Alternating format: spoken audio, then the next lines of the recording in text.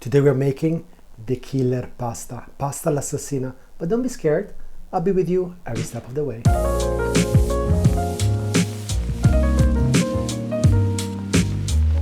The killer pasta has got a really funky name to it, but it's absolutely delicious, and it comes from the region of Puglia, which is the hill of Italy, specifically from the town of Bari, or as they say down there, Bari. I think I'm saying it correctly.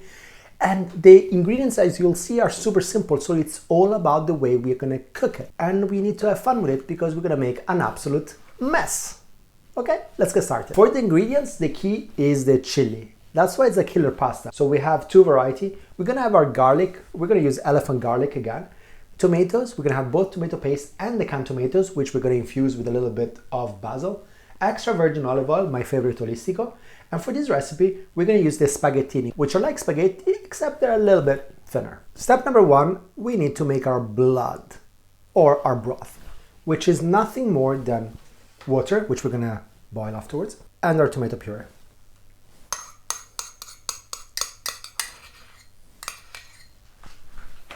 This goes in, we give it a mix, and we move it on the hob. We're gonna bring that to the boil, and then we're gonna add some sauce, and that's gonna be our stock, which we're gonna use to cook the pasta. Now, let's talk about the technique. You need to cook them in a way that they're gonna stick to the bottom of the pan.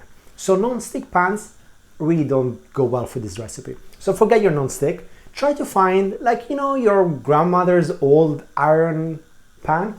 That's what you want. If you don't have your old grandmother iron pan, which is the case for me, you need to find something that gets really, really hot. So I'm gonna use my steak cast iron pan, and it's gonna work just fine. We are probably gonna make a little bit more mess, but you know, it's not like I'm cleaning anyway. Super simple prep. We slice garlic, and you can make it as strong as you like. This is a killer pasta, so you need to make it quite strong. Just some thinly chopped garlic. Similar thing with the chili.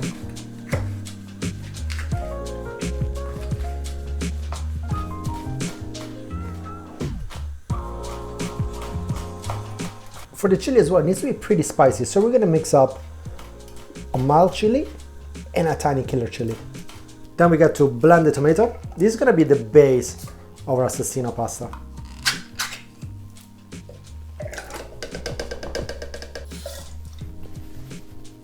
Just a touch of water so you get to clean up and you don't waste anything. The only thing you need to do is just blend until smooth. A few leaves of basil, just break them in.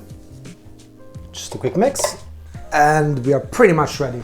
Our blood is beginning to boil, so a little bit of salt. This is going to be the only salt for the pasta, so it needs to be salty water, pretty much the same as if you were to cook the spaghetti. Fire is on in the iron skillet, and you want to add quite a bit of extra virgin olive oil. This is going to give some fantastic flavor.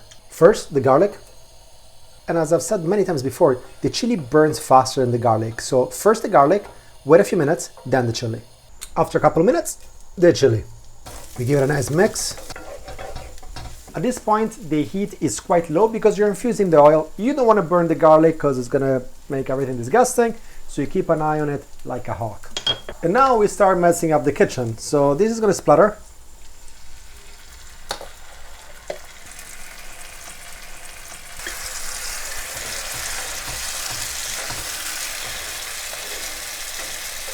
The heat is high,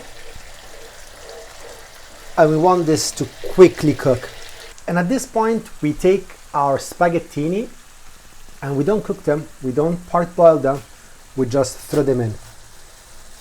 And this is why you also want to have a pan which allows them to lay flat on it. And I know this may look like one of those weirdly gruesome videos sometimes you see on TikTok or Instagram of foreign people butchering Italian pasta, but I'll show you how this technique is different. We're gonna cook this risotto style. Little water at a time, so the pasta can release all the starch. In this recipe, you need to behave like an assassin. You need to be quiet, you need to touch the pasta as least as possible. What you're trying to do is actually part burn the pasta at the bottom. So by not touching it, you'll see at the bottom gets caramelized and it becomes slightly blackened. I mean, it's not burnt, but it's nearly burnt. And that's the particularity about this great recipe. So we put it here, we don't touch it, Once we see that the spaghetti have absorbed most of the liquid from the sauce, we're gonna start using our stock. The sauce has nearly dried out, so 1 ladle of cooking water. And then we start turning them. And you can see it's beginning to caramelize at the bottom. And you basically want to put the new pasta at the bottom so they can do the same. Things are drying up. 1 more ladle of water. And then we turn. And this is what we're looking for. Check it out here. This crunchy bit is exactly what we're going for. If we turn this, we are beginning to get them.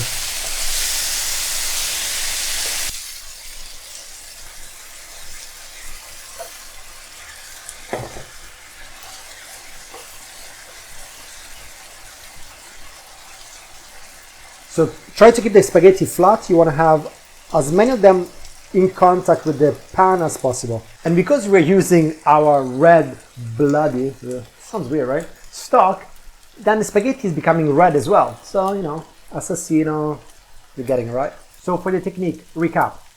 You only turn it once the liquid has dried out. Check it out now. You can see in the middle, you don't have any more liquid. And without the liquid, that's when you get the burning at the bottom that you want. See, you want it to stick, you want it to caramelize, and you're not gonna get that if you've got liquid. So you turn it, like that. No more liquid, pasta is not cooked yet, so 1 more ladle.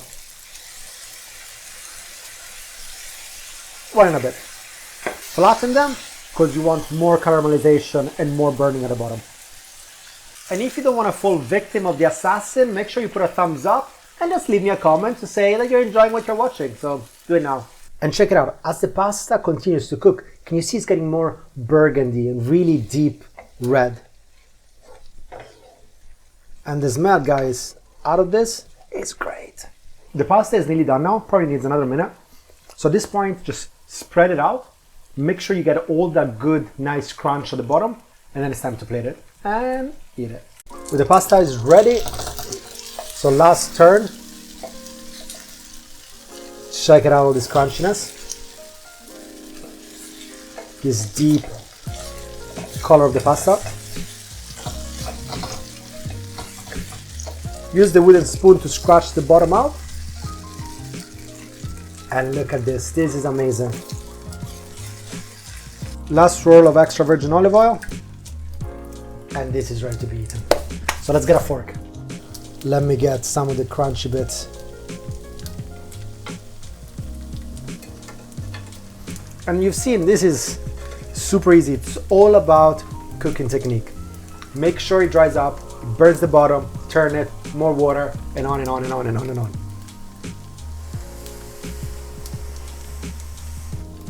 You want some too? Nah, this is just for me.